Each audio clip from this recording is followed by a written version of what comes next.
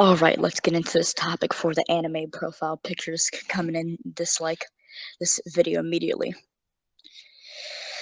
And of course, in this video, I'm going to explain why anarcho capitalism isn't anarchist, and it could never be, but hypothetically, it could possibly be.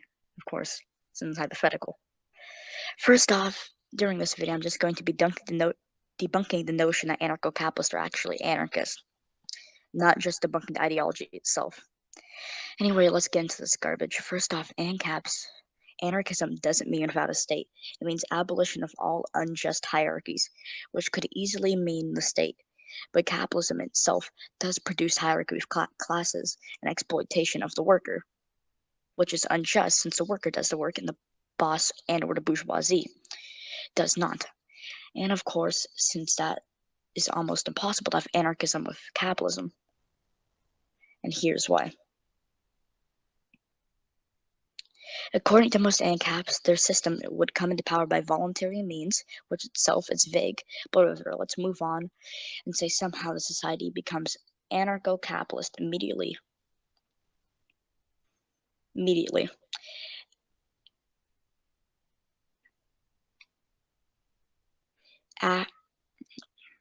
Before a massive militia or something could be formed, the bourgeoisie and company owners in general begin hiring mercenaries and seizing land for their companies and would form monopolies and stop out resistance and fight with other companies, as in warfare.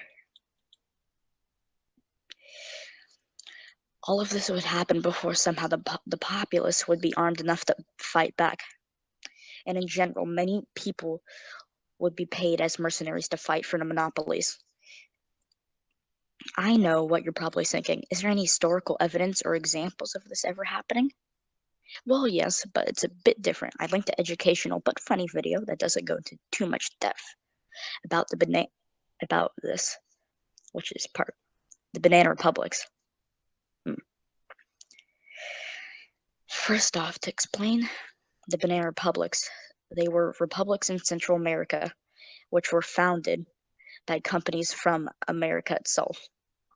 These were founded during the 1890s, during the time of refrigeration.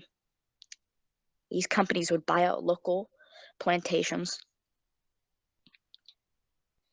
and begin forming monopolies and getting massive amounts of wealth from owning all of these plantations of fruit, and most noticeably, bananas.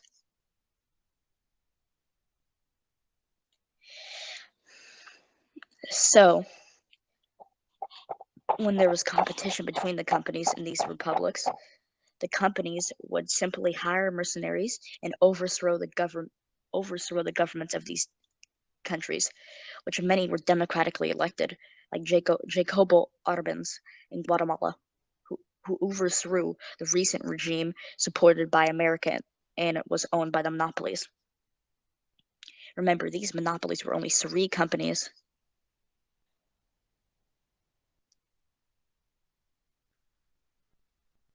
And these mercenaries would fight often with other companies over land in each other's client states, for example.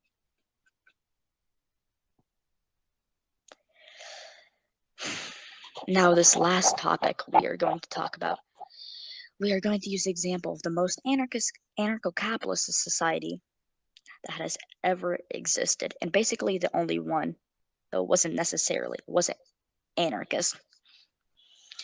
The Congo Free State under Leopold II, which definitely wasn't anarchist, due to the fact that still had unjust hierarchies and massive amounts of them. The Congo Free State under Leopold II was anarcho-capitalist, though most ANCAPs deny this is mostly true since, first off, King Leopold didn't own the Congo. He's simply king of Belgium. And he was the founder of the African Society and the International African Society, which ruled over the Congo, which were ruled by many people, which were mostly Belgian and Dutch businessmen.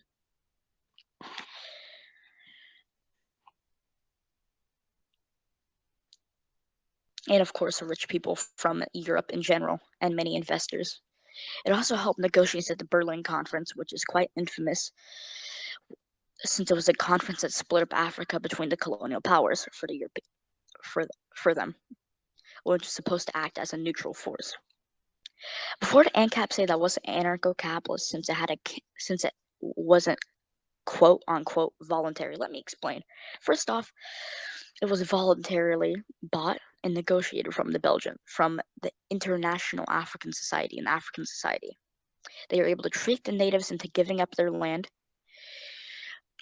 with the International African Society's help, of course, and pressuring the natives in general and paying the natives and or getting the companies that owned most of the land in general that were already there and already established and by the Europeans to join the International African Society. The force publique was soon established after and was basically a force that enforced labor quotas for rubber and other resources such as ivory. And this was all used by forced labor. But forced labor is an anarcho-capitalist? Well, that isn't voluntary. Well, you forgot the part where King Leopold voluntarily bought it from the companies and kings there, since it wasn't completely colonized yet. It was just owned by a number of companies and a small remainder of actual Congolese kings. And these companies were from different nations, of course.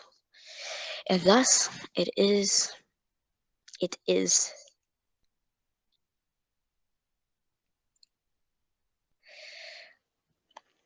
Now, there's also another notion that's saying it couldn't be anarcho-capitalist since it was ran by King Leopold. It was personally owned by him, right?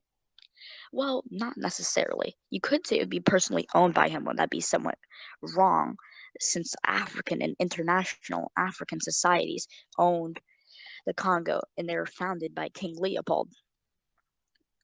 And King Leopold was also a member of them, but he didn't exactly lead them. And even if he was the direct leader of these, it still wouldn't matter because in anarcho-capitalism, if you have private property and you voluntarily bought it, you can do whatever on your private property. And this is according to most ANCAPs. I know many ANCAPs have varying definitions and opinions on this, but this is the majority of ANCAPs I've talked to agree on this. As long as it doesn't violate the NAP, of course, and thus the Congo Free State is anarcho-capitalist. Not completely, since it was an anarchist, and anarcho-capitalists aren't necessarily anarchists, but very close to being really. The only historical example of anarcho-capitalism besides the Wild West, which is a topic for a different video entirely. And of course, even with the African Society and the International African Society control over the Congo, and with the help of the force publique and investors and such, they lost the eastern half of the territory to Arab slave traders from Omani Zanzibar. And these slave traders raided plantations and had skirmishes with the force publique and other local authorities. And even after this, the Congo had been the battle. And even after this, the Congo has been the battlegrounds for Africa's most deadliest wars and one of the deadliest wars in history. The first Congo War and the second Congo War, and of course the Rwandan genocide, which killed 800,000 people.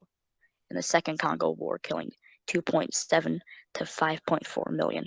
And mostly all of this can be traced back to the Belgian Congo and the mistreatment of the natives there, and the Congo Free State in general, and the Belgian rule. I'd like to try to end this video on a high note, so I'll just put a Stefan Mala meme for all of you to see. Anyway, please make sure to subscribe. I need the free money. Yeah.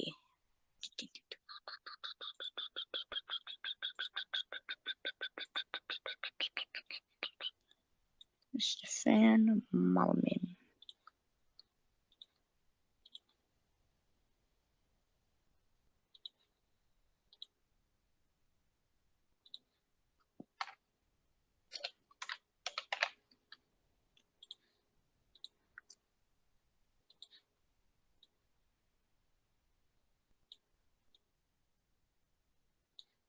There we go. Perfect. Yeah.